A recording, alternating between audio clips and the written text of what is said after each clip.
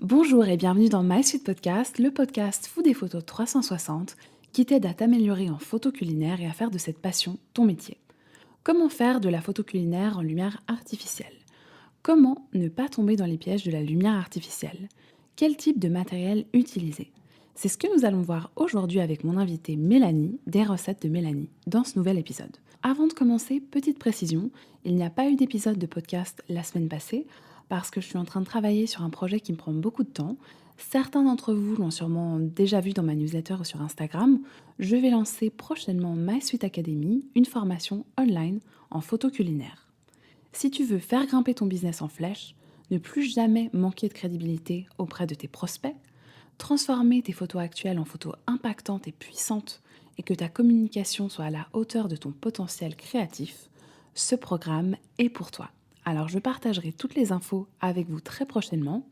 Il faut savoir qu'il y aura aussi un pré-lancement pour un nombre limité de personnes qui bénéficieront d'un tarif spécial.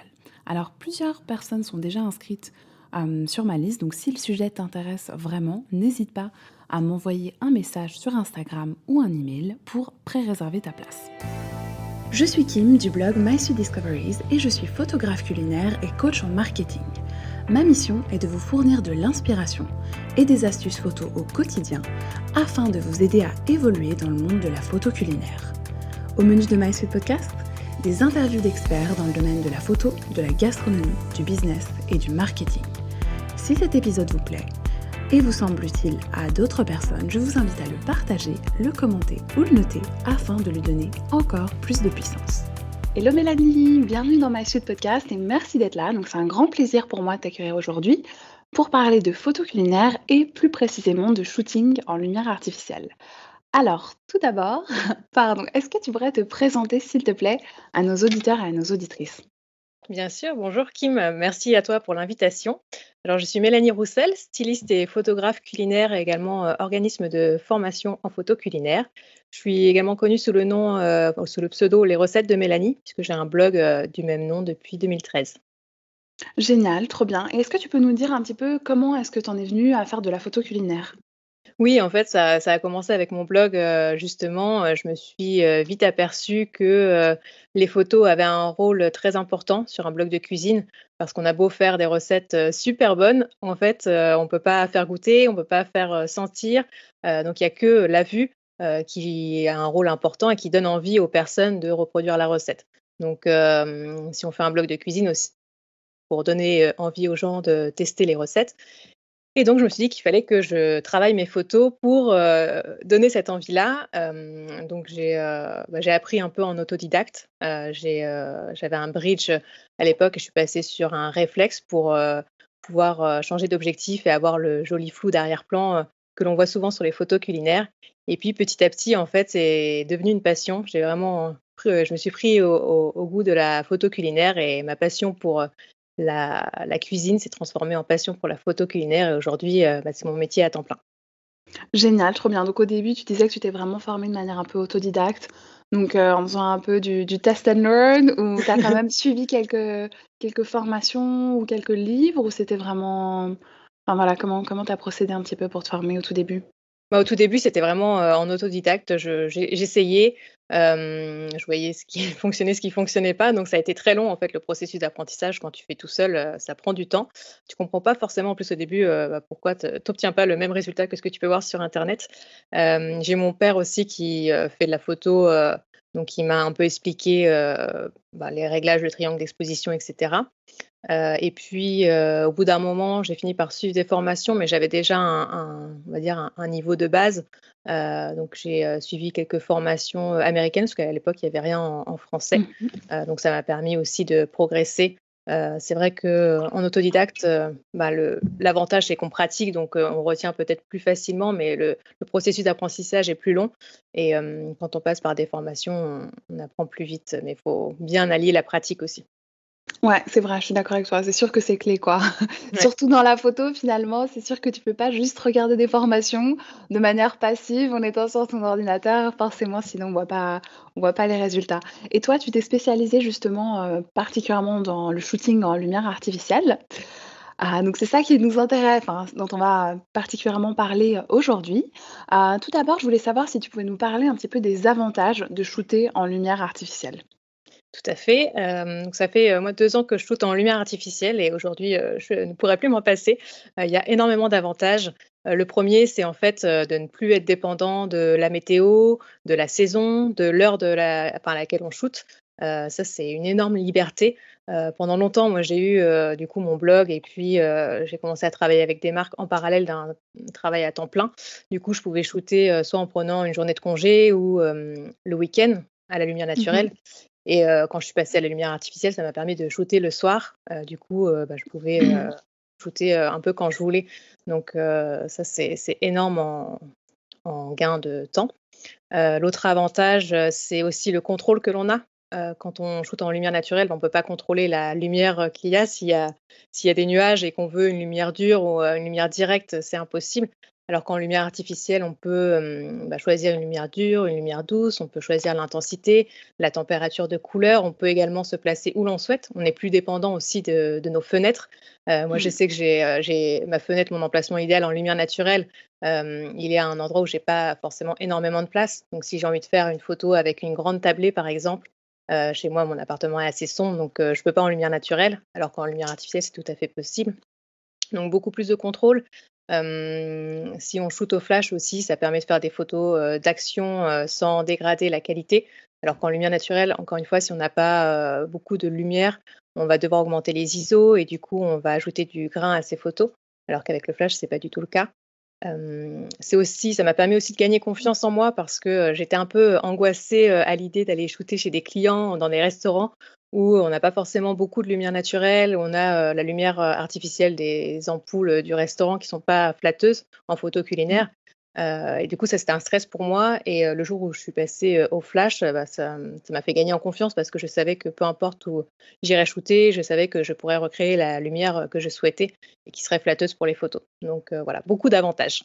Génial, bah, ça donne envie. C'est vrai que pardon, moi je shoote enfin ouais, quasiment tout le temps en lumière, naturelle, mais du coup, toi maintenant tu shootes exclusivement en lumière artificielle? On Ou va dire 90 du temps, ouais. d'accord, OK. Et justement, bah, tu nous parlais notamment, du flash, donc est-ce que tu peux nous expliquer un petit peu plus en détail quel est le matériel que toi tu recommandes pour, shooter en lumière artificielle? Alors du coup, il y a 2 types de lumière artificielle. Tu as la lumière continue et le flash. Donc la lumière continue, comme son nom l'indique, elle est continue. Donc tu vas, allumer, ta lumière, elle va s'allumer comme quand tu allumes, ton interrupteur à la maison et quand tu vas appuyer dessus, elle va s'éteindre et pendant toute cette période-là, elle va être, allumée et on va dire, d'intensité, constante.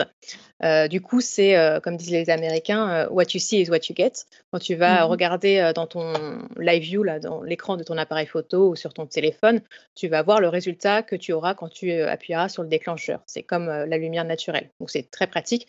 C'est, le type de lumière que je vais recommander pour les débutants parce que, c'est très similaire à de la lumière naturelle, en tout cas au niveau du comportement.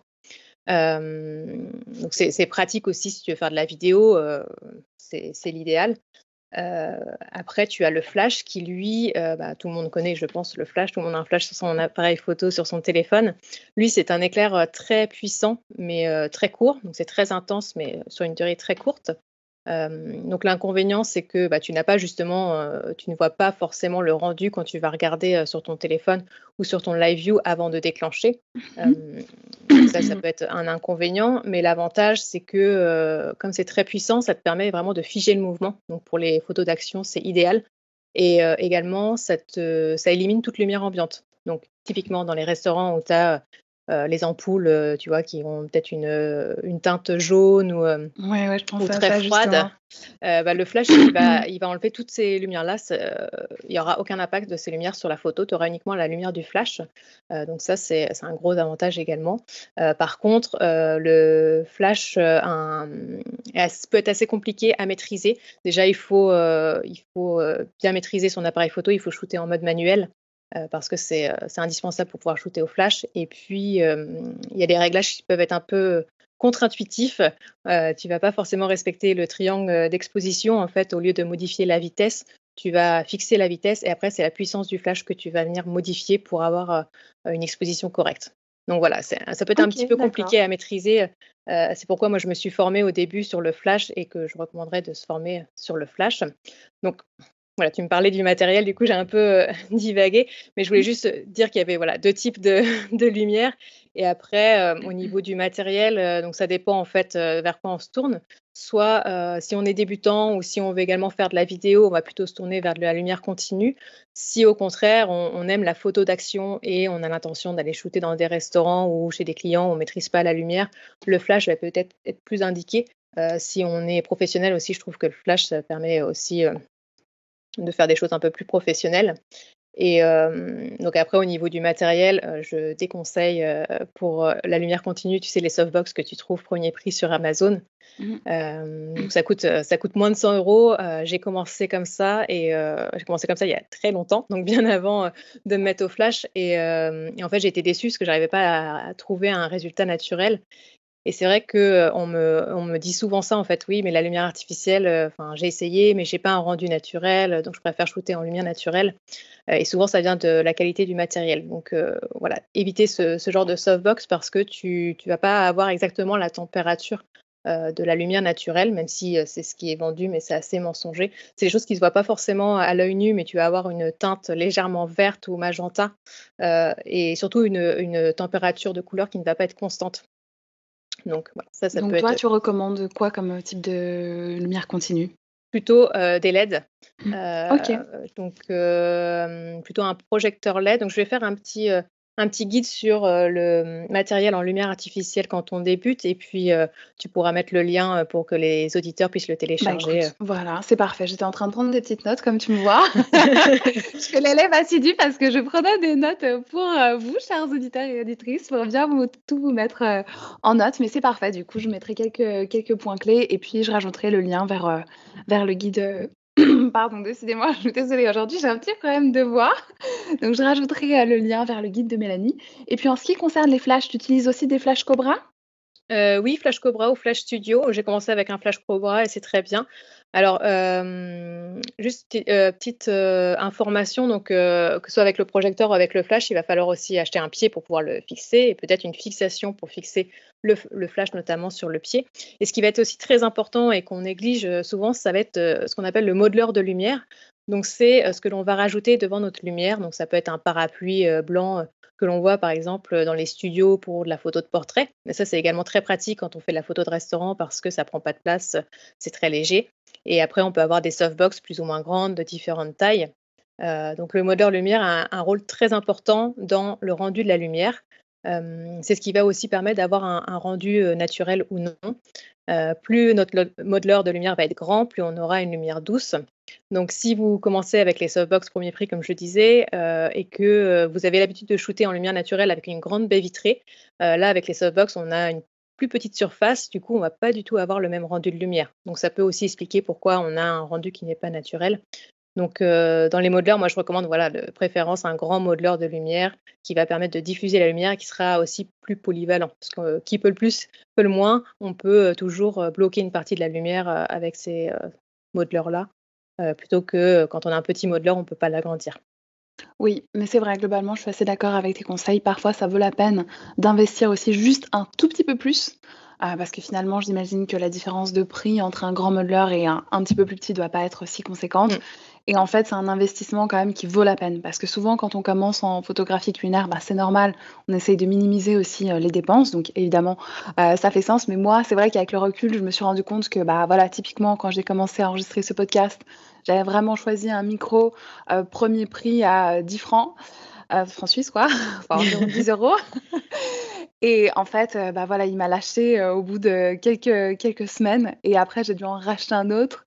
Enfin bref, donc finalement, c'est un petit peu des économies, inutiles, donc dommage. Donc c'est vrai que je suis d'accord, tant qu'à faire, autant partir sur, un format directement un petit peu plus grand et après on peut travailler dans l'autre sens, plutôt que d'acheter, un petit et puis après de devoir, finalement réinvestir. C'est Ouais, ça, tout à fait. Bah, c'est je suis comme, tu vois d'accord. les softbox, enfin quand j'ai commencé, c'était il y a des années et beh, j'ai mis ça au placard en me disant: «Bah, non, enfin la lumière artificielle, c'est pas pour moi, ça me donne pas le rendu que je souhaite» et finalement, bah, c'était, faut pas généraliser en fait, ça dépend vraiment du matériel et puis aussi de la compréhension que l'on a de la lumière aussi, qui est très important. Ouais. Et donc du coup, tu utilises encore d'autres éléments ou c'est vraiment exclusivement, enfin la source de lumière plus, le modeleur? Non, c'est exclusivement ça. Après, j'ai différents modeleurs, parce que moi, ça m'amuse du coup, je trouve qu'en plus la lumière artificielle, on peut vraiment, s'éclater. On peut, commencer tout simplement avec une seule source de lumière, pour avoir quelque chose de très naturel. Puis après, on peut s'amuser à rajouter d'autres sources de lumière avec différents modeleurs. On va avoir des effets différents. Donc là, je suis vraiment en train de m'amuser à tester tout ça, tester aussi des gels de couleurs. Donc c'est ce qu'on va mettre devant la source de lumière pour avoir une température de couleur différente. Donc on peut avoir quelque chose de naturel en testant un petit, gel, tu vois, jaune orangé pour reproduire la lumière, du lever de soleil ou coucher de soleil et après tu peux tester avec des couleurs, complètement farfelues pour donner des effets différents, donc c'est vraiment très amusant. Ah c'est cool, je connaissais pas du tout ces gels de couleurs, mais concrètement comment ça se passe? Enfin, c'est vraiment des C'est en est-ce fait, que tu c'est des petites, comment dire? Des rectangles transparents colorés OK, que tu vas mettre devant ta source de lumière, devant ton flash, OK. principalement, oui, devant le flash, mais ça existe aussi pour les, sources de lumière continue. Ah sympa. Ah c'est vrai que je connaissais, le format, tu sais, par exemple un petit peu treillis Oui. ou Mmh. comment ça s'appelle? Aussi, les a enfin comment ça s'appelle? Les abeilles, tu sais, c'est un petit Ah, format, grille comme, nid d'abeille? grille d'a voilà, Ouais. grille d'abeilles, merci. Je me disais: «Comment ça s'appelle déjà?» Donc ça, je connaissais et je m'étais toujours dit que c'était super sympa. Enfin, je trouve que ça peut donner vraiment des jolis, effets, mais je savais pas qu'il y avait aussi la version couleur qui Ouais. existe, donc franchement super intéressant. La grille nid d'abeille, en fait, ça j'utilise très souvent parce que ça te permet, en fait, de diriger la lumière, le faisceau de lumière, de façon vraiment plus dirigée, donc sur une surface beaucoup plus petite. Après, oui, tu as ce qu'on appelle les gobos ou je crois que ça a d'autres noms, mais c'est effectivement, ce que tu vas mettre devant ta source de lumière pour faire, comme si, tu étais, dehors, sous un arbre et tu avais des ombres. Tu peux également, reproduire une fenêtre. Enfin là, tu peux, encore une fois, Exact. vraiment t'amuser. Oui, oui, j'avais vu aussi le behind the scenes d'un shooting avec, la l'ombre de la fenêtre, enfin l'ombre de la fenêtre, effet, ombre de fenêtre et c'est vrai que c'est assez impressionnant franchement. Ouais. Je trouve que le résultat était vraiment bluffant donc pourquoi pas tester? En tout cas, Mmh. ben, je me réjouis d'en savoir plus sur ton guide avec, tout le matériel. Franchement, c'est hyper chouette d'en apprendre plus et puis, du coup, est-ce que tu aurais peut-être justement des conseils pour, les personnes qui veulent débuter en lumière artificielle? Alors je dirais déjà avant de se mettre à la lumière artificielle, c'est de bien comprendre comment fonctionne la lumière naturelle. Ça, c'est, vraiment la base, de comprendre, quel est l'impact de la direction de la lumière, par exemple, sur notre sujet, Mmh. de la différence entre, la lumière du matin, la lumière du midi, la lumière du soir, de voir en fait l'impact sur les ombres, sur les zones claires de notre sujet, de voir aussi, l'angle que l'on va choisir, l'impact que ça va avoir sur le sujet. Enfin, il faut déjà comprendre tout ça aussi. L'éloignement en fait de notre source de lumière quand on se met, proche de la fenêtre, on va pas du tout avoir le même rendu que quand on se met à 2 mètres de notre fenêtre. Donc essayer de Mmh. comprendre vraiment tout ça, parce que ça, ce sera vraiment, très important, sur la lumière artificielle aussi. C'est ça qui va nous permettre d'obtenir un résultat naturel, aussi si on comprend bien comment cela fonctionne. Donc ça, c'est le premier conseil. Après, de choisir entre lumière continue et flash en fonction de son besoin et peut-être de son niveau. Comme je le disais, si on est débutant en photo, on va pas partir sur du flash. On va partir plutôt sur de la lumière continue. Si par contre on est, déjà, photographe culinaire, je pense que le flash est une bonne idée. Surtout si on aime faire de la photo d'action et que l'on a l'habitude de shooter, chez des clients. Et puis, après, c'est de pratiquer comme tout, comme tu l'as dit tout à l'heure, la pratique, c'est vraiment la clé pour progresser et donc faut pas s'arrêter aux premiers essais, faut tester, tester et pratiquer. Génial, bah, écoute merci et justement, bah, tu nous disais que c'était un peu plus technique, enfin voilà, que en fonction de son niveau, on choisit aussi, telle, ou telle lumière donc voilà, ça me ça me fait penser à un point. Est-ce qu'il y a peut-être des pièges justement, dans lesquels il faut éviter de tomber quand on commence, à shooter en lumière artificielle?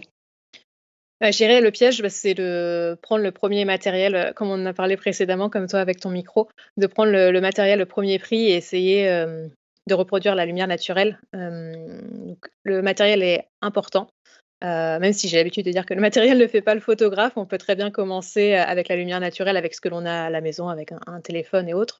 Mais pour la lumière artificielle, je dirais qu'il faut quand même, choisir le bon matériel.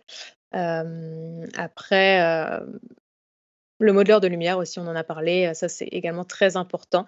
Donc choisir plutôt un grand modeleur de lumière. C'est, on va dire, c'est les principaux pièges à éviter selon moi, enfin que je vois en tout cas, là.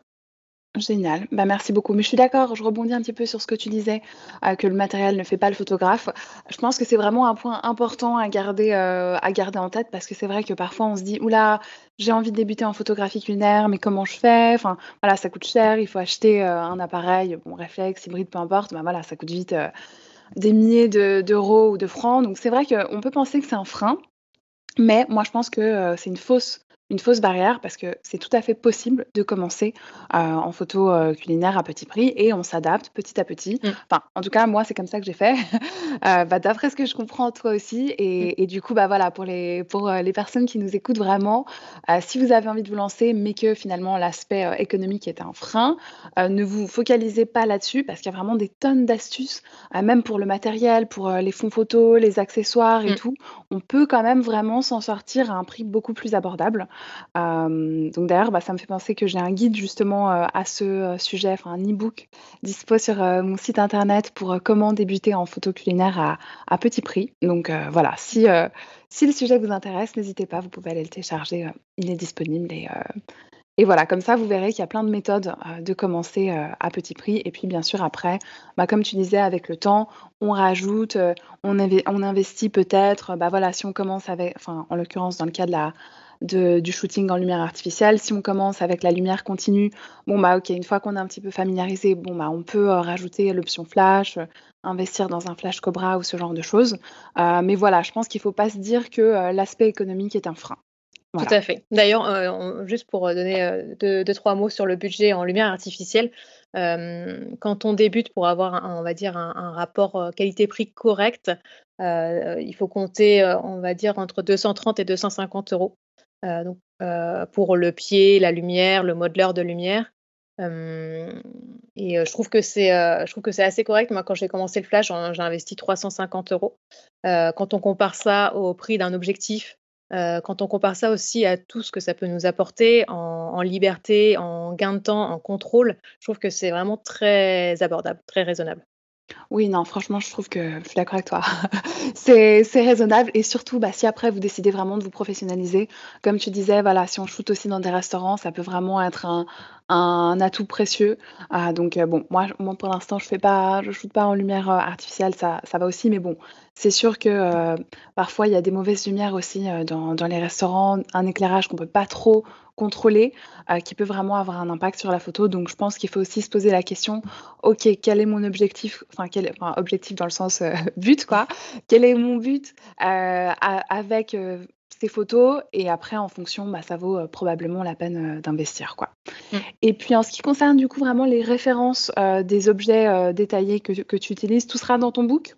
Oui, sur, le matériel que OK. je recommande, ouais. Je mettrai Top, les top, top. références. Comme Mmh. ça, sinon je t'aurais demandé de me donner vraiment les noms du matériel. Mais écoute, si tout est dans le book, alors on peut faire comme ça, ce sera plus simple. Je téléchargerai aussi, comme ça je m'instruirai sur, le shooting en lumière, artificielle. Et justement, bah, on parlait tout à l'heure, de quand même avoir un aspect naturel. Donc est-ce que tu aurais peut-être des astuces, pour quand même malgré tout, avoir un résultat le plus naturel possible, même si on shoot en lumière artificielle.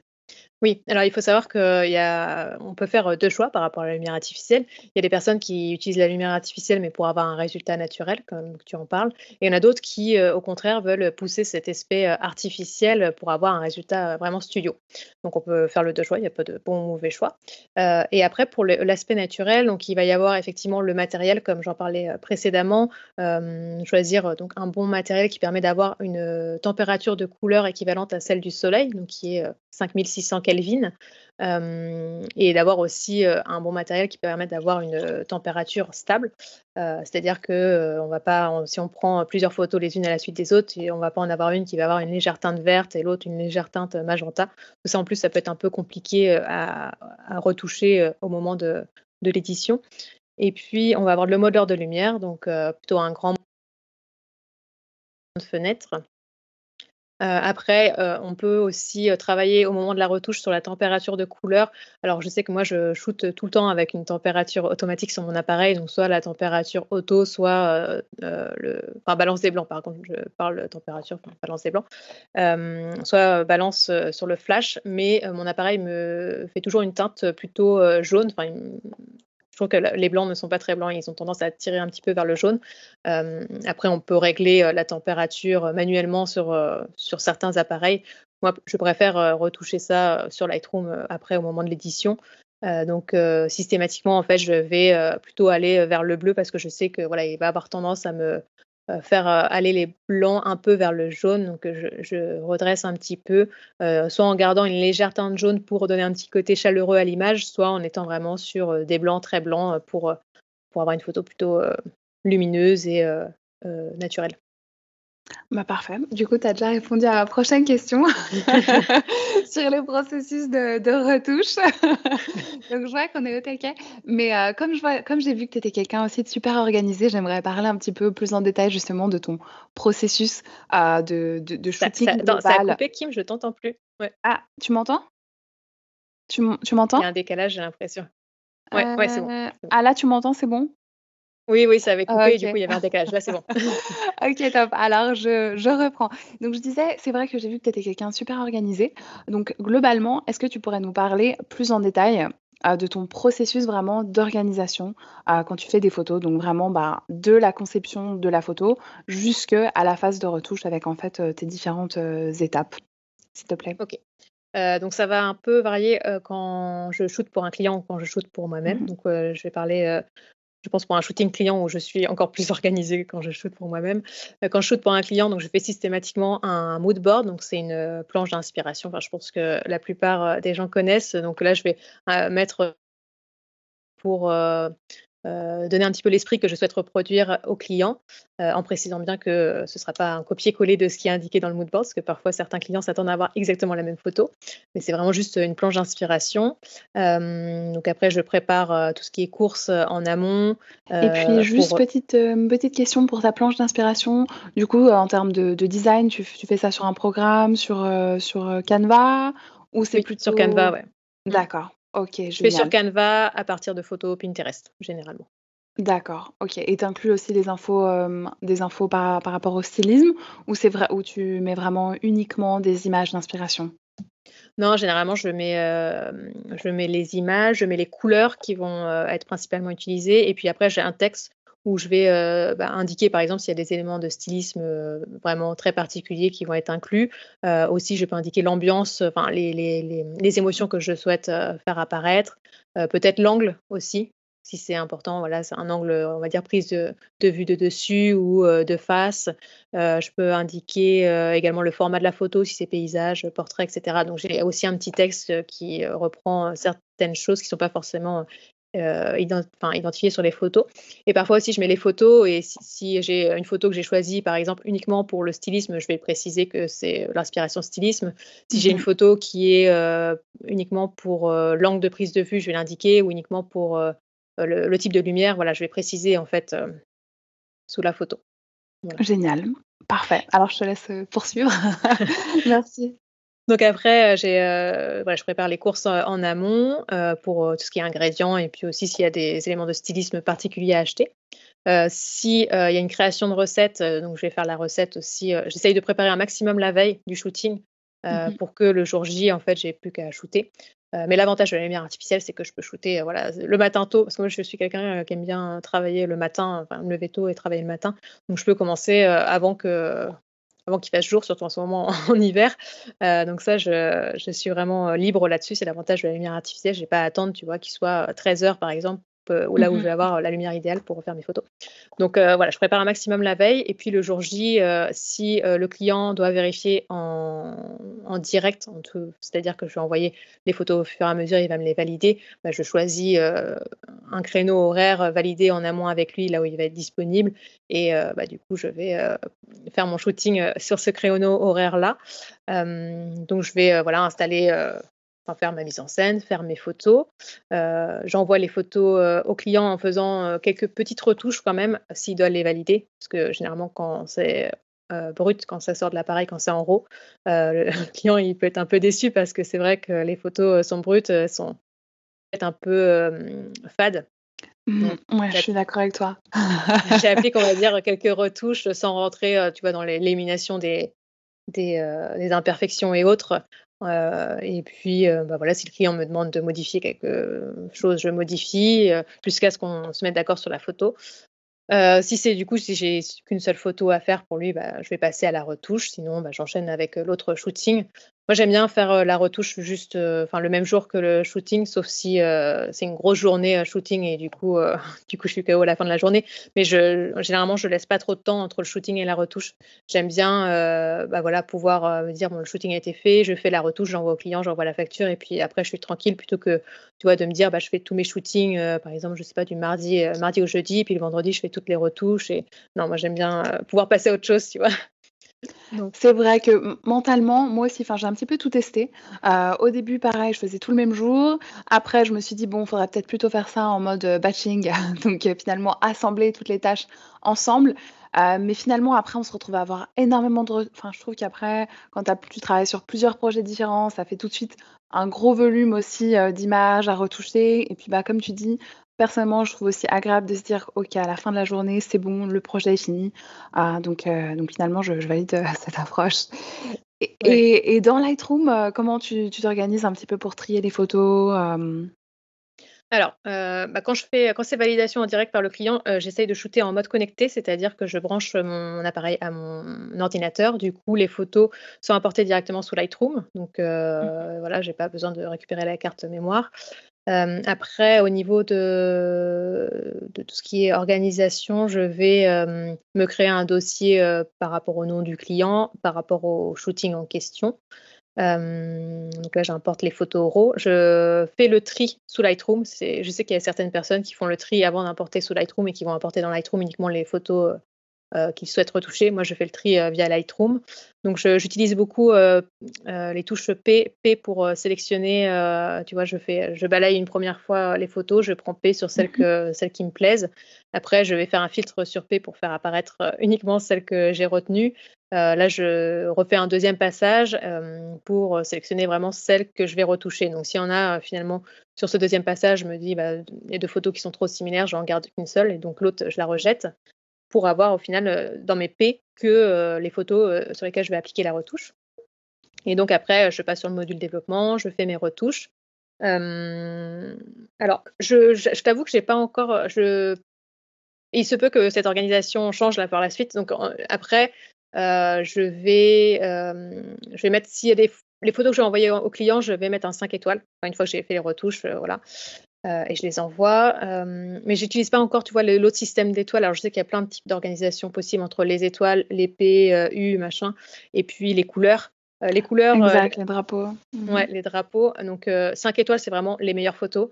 Les drapeaux, je vais avoir, le Enfin drapeau. pardon, non, c'est pas vrai, en fait, je te dis les drapeaux, mais je crois que non, c'est enfin il y a les drapeaux et les couleurs. Enfin ouais, c'est Ah oui, les 2 drapeaux, c'est 2 trucs, Le ouais. PU, X, Ouais, ouais. ouais, ouais, pardon. En fait, je sais pas Ouais. pourquoi je me suis embrouillée. D'un coup, je pensais que les couleurs étaient en drapeau et tout d'un coup, je me suis dit: «Mais non!» Désolée, je te corrige alors que même pas du tout.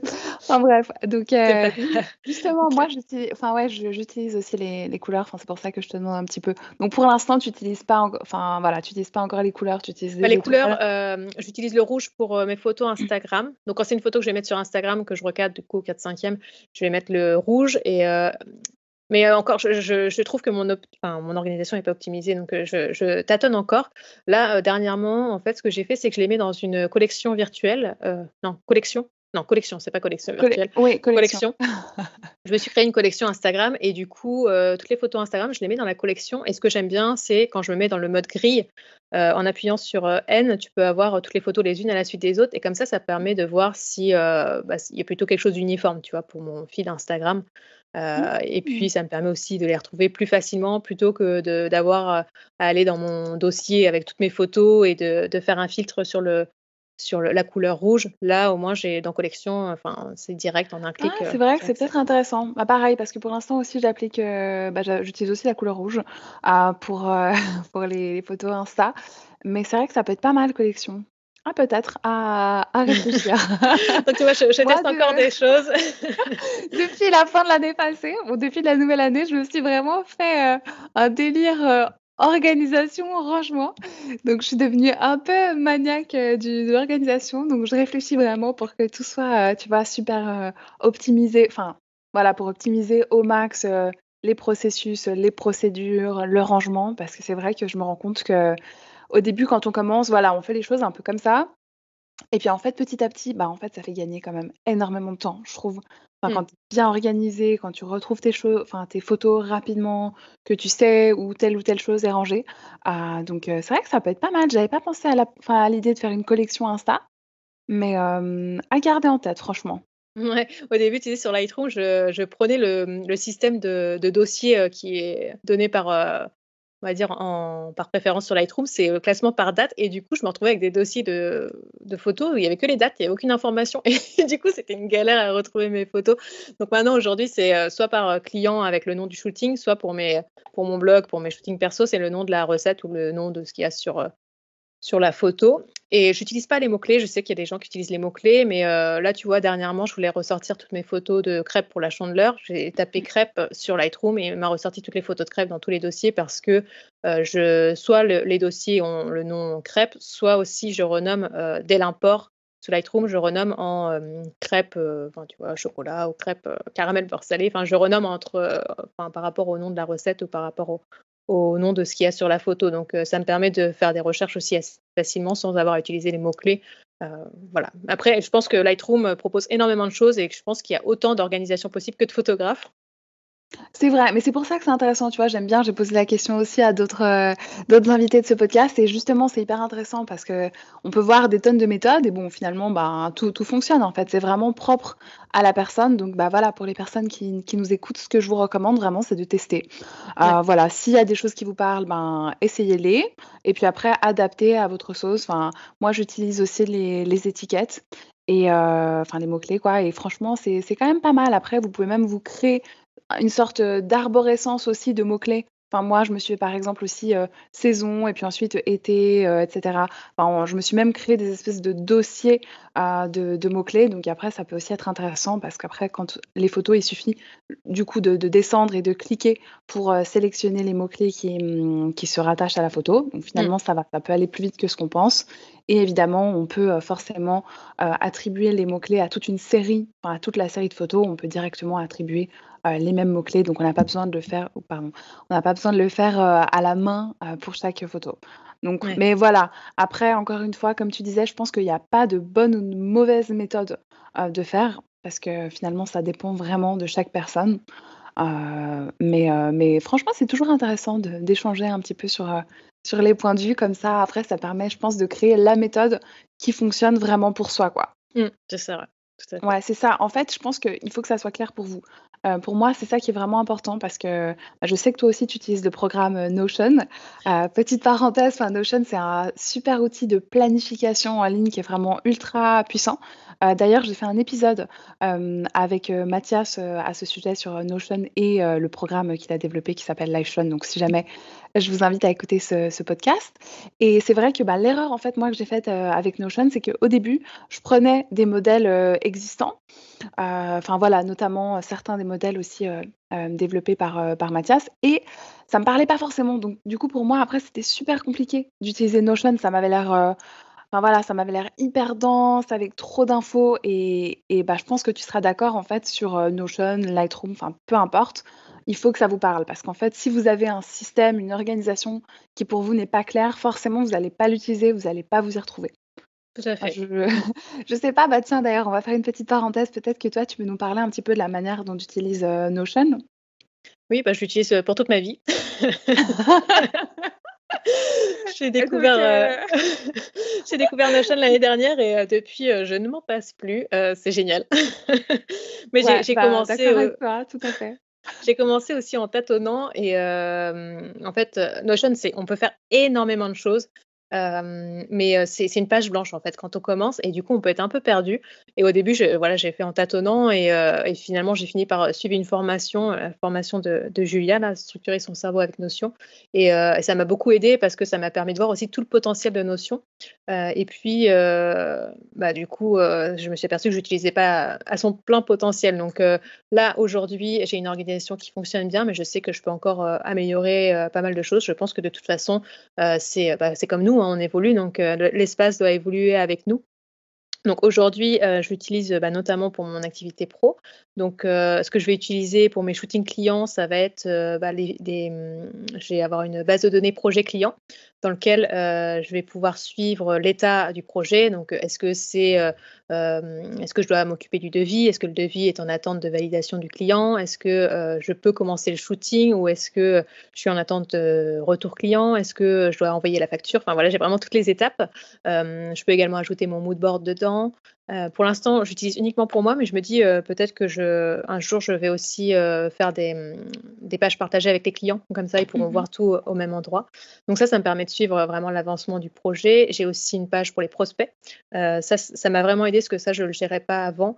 Quand je suis contactée, pour, une demande de devis ou autre, je vais venir renseigner le nom de la personne dedans, où elle m'a trouvée. Ça, c'est important, de bien suivre, on va dire les canaux d'acquisition clients qui fonctionnent le mieux. Donc si c'est Instagram, mon portfolio, mon blog ou Google ou autre et puis, je vais venir, mettre du coup, le devis si je l'ai fait et pareil le statut. Est-ce que c'est en attente de retour client? Est-ce que c'est refusé? Et si le client a refusé mon devis, pourquoi? Parce que j'aime bien aussi suivre les motifs de refus. C'est intéressant pour voir si on voit qu'on a que des refus, parce qu'on est trop cher, soit c'est parce qu'il faut qu'on revoie nos tarifs, soit c'est parce qu'on faut qu'on revoie notre communication parce qu'on n'attire pas forcément les bons clients. Et puis je vais aussi suivre, tu vois, les relances à faire, parce que c'est important quand on a des prospects de ne pas se contenter uniquement d'envoyer un devis, mais de relancer, même si c'est, pour avoir un refus, après, de comprendre en fait pourquoi la personne a refusé. Donc, je me note la date du dernier contact et je peux aussi, suivre, quand est-ce que je dois faire les relances. Donc ça c'est vraiment pratique. Après j'ai une page qui est tout le temps ouverte, c'est ma page, de la semaine.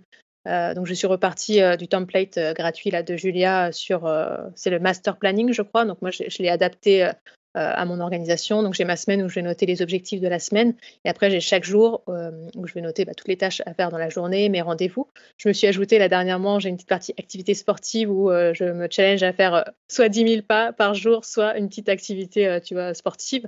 On va dire, Ouais, j'ai vu 30 tes minutes petites max. marches et tout. Avec le podcast. C'est Encore. ça. Non, non, clairement, non, ça je valide, c'est hyper important, hein. Enfin, Ouais, l'activité, OK, ouais. pardon, je te laisse continuer. C'est clair, surtout dans nos métiers, on peut être parfois, assis toute la journée devant l'ordinateur, donc c'est vrai que ça, c'est important. Je vais, noter aussi, dans la semaine, voilà, je vais noter aussi les recettes que je dois faire chaque jour. Enfin, tu vois, j'aime bien faire mes petits menus à l'avance pour préparer ma liste de courses et cetera, donc ça, c'est tout le temps ouvert, cette page-là et oui, j'ai aussi des liens vers d'autres bases de données. En fait, j'ai une base de données, To Do où là, je vais avoir, c'est une énorme base de données où j'ai toutes les tâches à faire, mais après qui sont rattachées à des projets ou autres. Donc, je ne sais pas si tu as vu maintenant sur Notion, on peut grouper par type, par catégorie. Donc, Oui, ça c'est pratique aussi, ouais. oui, oui. Enfin, moi j'attribue aussi des priorités, enfin voilà, après c'est vrai qu'il y a énormément de de manières d'utiliser ce programme justement, mais oui, tu peux grouper, enfin voilà, après tout dépend de l'organisation qui correspond le mieux à chaque personne.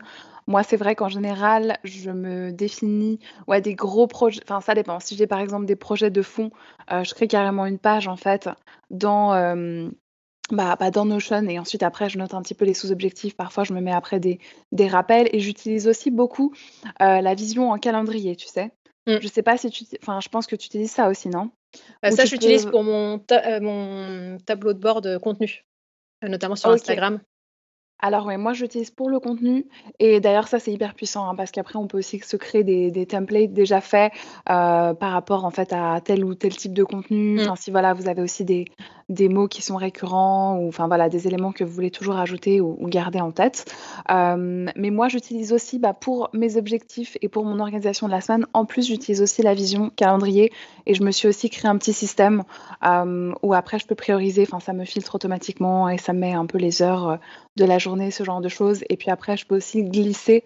Enfin voilà, si je vois que je me suis prévu une tâche pour aujourd'hui que je n'arrive pas à finir, bah, je peux la déplacer à lundi et puis changer l'heure, etc. Ou bah, je l'attribue aussi des catégories idées, to-do, urgence, ce genre de choses, des statuts. Mais oui, en fait, je pense qu'il y a énormément de manières d'utiliser Notion. Donc, C'est intéressant parce que là, tu me donnes des idées, tu vois? J'utilise pas encore le calendrier pour ma semaine, mais par rapport à tes projets là, moi aussi du coup, j'ai une base de données projet client et j'en ai une de base projet perso où là, c'est des on va dire des tâches de fond et dedans, en fait, j'ai une to do, en fait, dans ma page. Je vais avoir une to do, en fait, qui est ma base de données to do qui est énorme, mais je vais filtrer sur ce projet-là et du coup, quand je suis sur ma semaine, je peux aussi, voilà, grouper par, type de projet et sur ma semaine aussi, je vais retrouver mon tableau de bord, contenu donc je vais filtrer uniquement les contenus à faire, ceux qui sont pas encore été publiés ou planifiés. mmh Du coup, voilà, d'un seul coup d'œil, je sais, voilà, les contenus sur lesquels il faut que je travaille, la to do à faire. C'est quoi? J'ai même une to do récurrente, donc là, je vais avoir mes tâches de ménage, tiens, aujourd'hui, il faut que je lave le pareil. frigo, c'est Bon, bah, ça, on a compris, Mélanie et moi, on est au taquet de l'organisation. Oui, alors personnellement, moi, ce que je déteste, c'est l'admin. Donc bon, le ménage aussi, c'est pas très agréable, mais c'est vrai que du coup, l'admin, en fait, je me suis splittée, enfin voilà, tous les mardis matins, je sais et je me suis vraiment fait des tâches récurrentes par bloc. Donc semaine 1 du mois, semaine 2, semaine 3, semaine 4. Donc en gros, ben, chaque, bah, 1re semaine, du mois, je vais checker, ma liste d'admin et je sais, bah, voilà, que je dois faire les paiements, enfin faire ci, faire ça, enfin peu importe. En gros, à chaque fois, pour chaque, semaine, j'ai aussi les tâches récurrentes et puis, bah, voilà, c'est pas mal et ça évite aussi à chaque fois de se poser la question, «Est-ce que, j'ai déjà, envoyé tel email à telle ou telle personne?» ou «Est-ce que j'ai déjà payé ça?» ou «Est-ce que j'ai déjà, fait le suivi avec mon assurance?» Enfin voilà. mmh. Moi, c'est vrai que j'aime bien cette méthode aussi de tâches récurrentes et donc toi, tu utilises ça aussi, ouais, pareil pour tes tâches un petit peu, C'est ça, le ménage, la comptabilité, voilà. le les chats, enfin, parce qu'on a 2 chats, donc entre les certaines tâches sur les chats qui sont récurrentes. Donc voilà, c'est en fait, c'est vraiment un vide-cerveau, Notion. Tu peux, ça t'enlève, en fait, de la charge mentale parce que quand tu penses à un truc, tu te dis: «Ah, faut que je pense à faire ça», bah, tu le mets sur Notion, tu te mets une date et tu sais que tu auras un rappel, tu sais que tu oublieras pas et du coup, tu peux l'oublier, de ton cerveau, à ce moment-là et tu sais que Notion te le rappellera. Donc c'est vraiment, super niveau organisation. Ouais, bah, je suis tout à fait d'accord avec toi et puis, je rebondis aussi sur, un élément super intéressant, parce que tu parlais, du fait que tu fais un suivi, en fait, de tes clients, donc j'adore. C'est quelque chose que je fais aussi et vraiment, bah, pour les personnes qui nous écoutent, c'est quelque chose que je vous recommande vraiment de faire. Heu, Comme disait Mélanie, parce qu'en fait, si vous voyez qu'à plusieurs reprises, vous avez un devis, enfin, des clients qui refusent vos devis, bah, il faut pas se décourager, il faut pas se dire: «Ah bah, alors je suis pas assez doué ou ci ou ça». Non, je pense qu'il faut essayer de comprendre le pourquoi comme tu disais. Parce que ça peut être, une histoire, bah, voilà d'offres pas claires, peut-être que finalement c'est le design qui donne pas envie, peut-être que c'est mal expliqué, peut-être que le client a l'impression qu'il y a un mauvais rapport qui a été pris ou peut-être tout Mmh. simplement que c'est trop cher. Donc vraiment c'est quelque chose que je vous encourage à faire. Et toi, comment tu procèdes du coup? Est-ce que tu prospectes aussi auprès des clients? Enfin voilà, est-ce que si tu prospectes, tu peux nous en dire un peu plus sur ton processus de prospection? Alors pour l'instant, je ne prospecte pas, mais c'est quelque chose que je vais intégrer. Parce que là, en fait, ça fait que depuis le 1er janvier où je suis à temps plein, sur cette activité-là, donc Ah OK, donc c'est assez, récent. c'est assez récent donc Parce qu'avant tu faisais quoi en parallèle? En parallèle, j'étais à temps plein, j'étais, ingénieure logistique, du coup, dans le secteur pharmaceutique, donc j'étais, enfin voilà, je travaillais, à temps plein, donc il y a des con enfin je travaillais avec des clients, mais uniquement ceux qui venaient me voir en fait, ça me suffisait, ça Mmh. m'occupait déjà pas mal, j'avais plus beaucoup de jours de congé pour, partir en vacances, c'était Ah bah oui, j'imagine.